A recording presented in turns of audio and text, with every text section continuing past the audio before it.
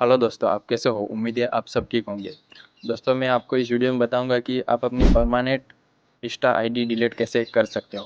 तो दोस्तों, step by step बने रहेगा। मैं आपको बताऊंगा कि आप अपनी इंस्टाग्राम आईडी को पासवर्ड डालते ही आपका इंस्टाग्राम आईडी परमानेंट के लिए डिलीट हो जाएगा। तो दोस्तों, वीडियो के एंड तक बने रहेगा।